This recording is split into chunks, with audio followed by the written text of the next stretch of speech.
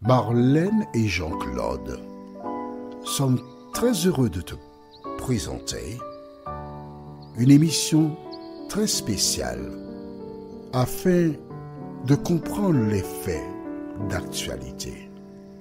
Merci pour ta fidélité. Merci de nous recevoir une fois de plus à ton domicile afin d'aborder un thème. Il s'intitule l'euthanasie. Aujourd'hui, beaucoup de personnes se tournent vers ce procédé. Nous avons beaucoup de versets, en l'occurrence 5. Le premier se trouve au livre de Jonas, chapitre 4, les versets 1 à 3. Jonas, chapitre 4, les versets 1 à 3.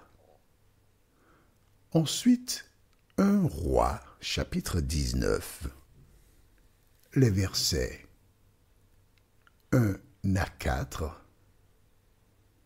1 Roi, chapitre 19, les versets 1 à 4.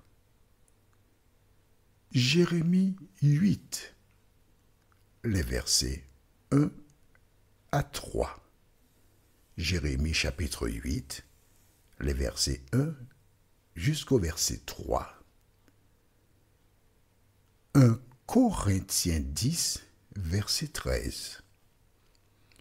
1 Corinthiens 10, au verset 13. Et Marc chapitre 15, les versets 38 et 39. Marc chapitre 15, les versets 38 et 39. Avant d'aborder ce thème que je dédie à toutes les personnes qui souffrent, qui sont hospitalisées, qui sont clouées sur un lit, je voudrais te dire que j'entends et je comprends ta souffrance. Et c'est pour cela que Dieu me permet de communiquer avec toi ces références et de te dire courage.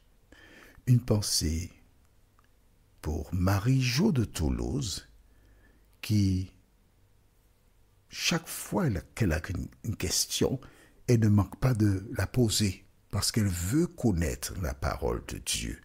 Elle veut avancer selon ce que dit la Bible et la Bible seule.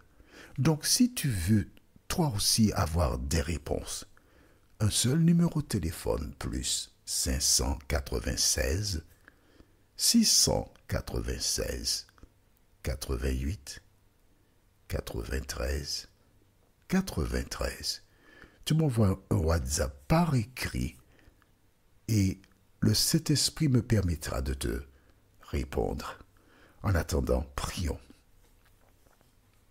Notre Seigneur et notre Dieu, nous voici en ta présence pour te louer, mais surtout pour comprendre ce que dit la parole. Merci Seigneur de continuer d'éclairer tes enfants qui te cherchent et qui te recherchent, nous t'en prions, au nom de Jésus et pour ta gloire éternelle. Amen. J'ai reçu d'une personne un TikTok et je te lis le contenu. Je vais mourir dans 2 jours. Je n'ai jamais été aussi vivant. Ce jeudi 24 avril 2025, Pierre X, de telle commune, atteint de la maladie de Parkinson, se rendra à tel endroit pour une euthanasie prévue depuis des mois, quelques jours avant son dernier soupir, etc. Aujourd'hui, de nombreuses personnes, craignant la souffrance, se tournent vers l'euthanasie, que ce soit en Europe ou en Amérique du Nord. Et c'est une nouvelle mode. Nous ne sommes pas là pour juger ceux qui sont déjà partis. Mais si tu n'es pas encore parti, je voudrais te dire que j'entends et je comprends ta souffrance. J'entends que tu as suffisamment souffert et tu voudrais en finir. La Bible te donne des pistes de réflexion. D'abord, il y a un homme, un prophète de Dieu qui s'appelle Jonas. Dieu l'avait envoyé remplir une mission, il n'était pas intéressé. Mais à un moment donné, Dieu fit un miracle et il s'est trouvé dans une situation difficile. Et que dit-il? Allons dans Jonas chapitre 4 et nous lisons les versets 1 à 3. Jonas le prit très mal et fut irrité. Il pria l'Éternel en disant « Ah, Éternel, n'est-ce pas ce que je disais quand j'étais encore dans mon pays? C'est ce que je voulais éviter en fuyant à Tarsis. En effet, je savais que tu es un Dieu de grâce et de compassion, lent à la colère et riche en bonté, et qui regrette le mal que tu envoies. Maintenant, Éternel, prends-moi donc la vie, car mourir vaut mieux pour moi que vivre. » On s'arrête ici. Il a été déçu parce qu'il a vécu une situation particulière. De quoi s'agit-il?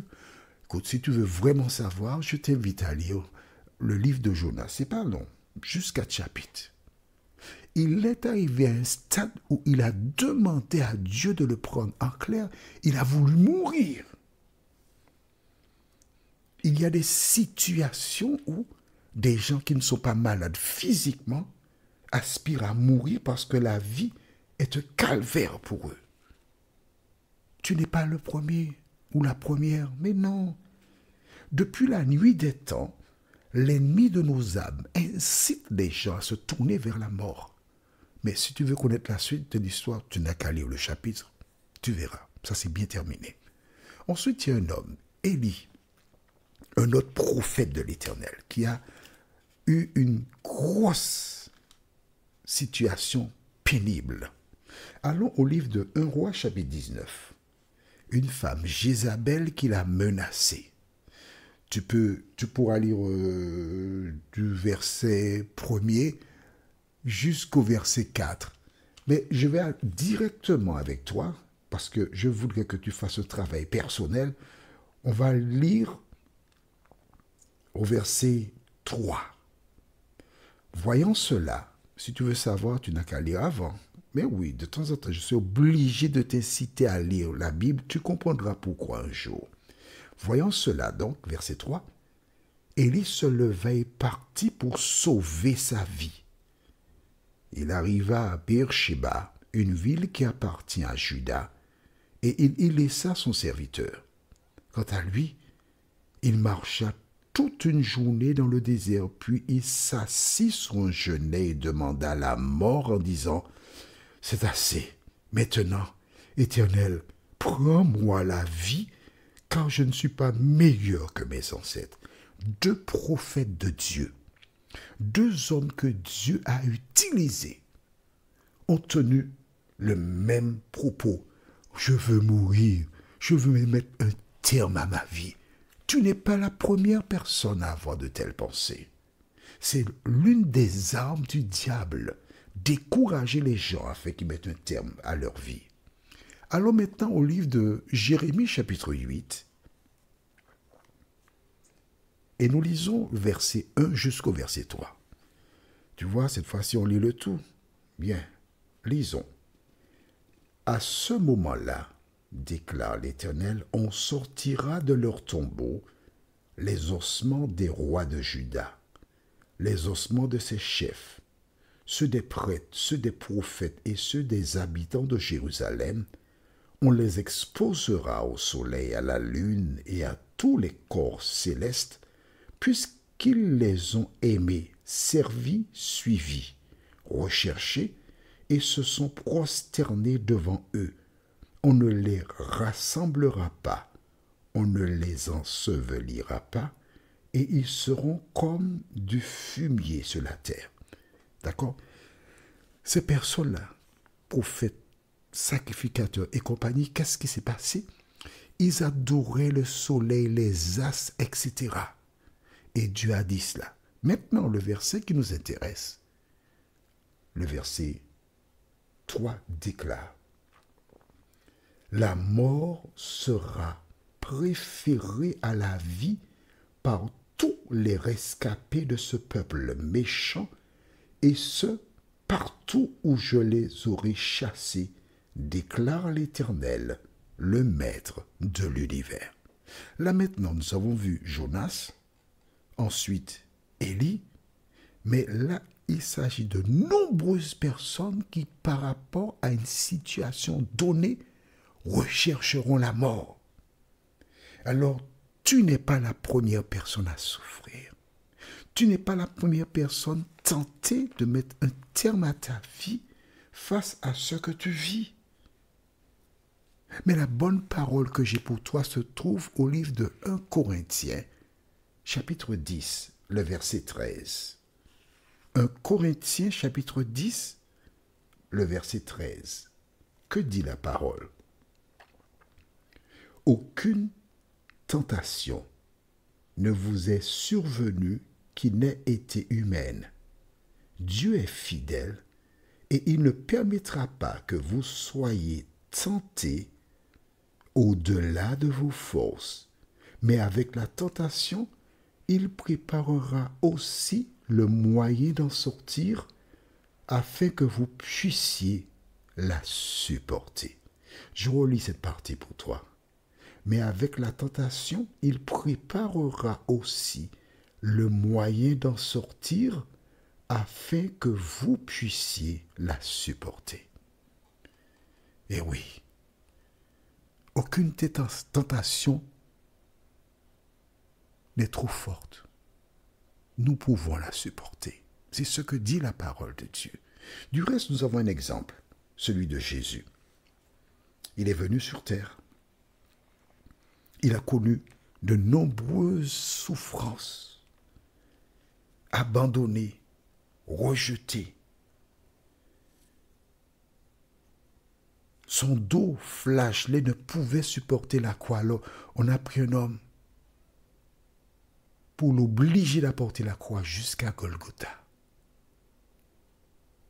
Et là, on l'a crucifié sur une croix. Quel que soit ce que tu as comme maladie, prends le temps pour réfléchir sur les dernières heures de la vie de Jésus et tu y trouveras la force pour supporter la maladie, la souffrance. Et alors que s'est-il passé? Nous lisons au livre de Marc, chapitre 15, versets 38 et 39. Tu as trouvé? Lisons. Le voile du temple se déchira en deux depuis le haut jusqu'en bas. Quand l'officier romain qui se tenait en face de Jésus entendit son cri et le vit expirer de cette manière, il dit: cet homme était vraiment le Fils de Dieu. Amen. Que devons-nous, toi et moi, retenir de cela? Grâce aux dernières heures de sa vie, Jésus a imprimé dans le cerveau du centenier romain qui il était. Qu'est-ce que cela veut dire? Dualité, tu ne peux pas sortir, tu souffres. Mais il y a des professionnels de santé qui viennent te voir pour te soigner. Il y a des personnes qui viennent te visiter. Et au lieu de te lamenter, ton devoir, c'est de les encourager, de leur dire: je sais que mon Rédempteur est vivant. Ton devoir, c'est de garder à l'esprit que Jésus se trouve près de toi.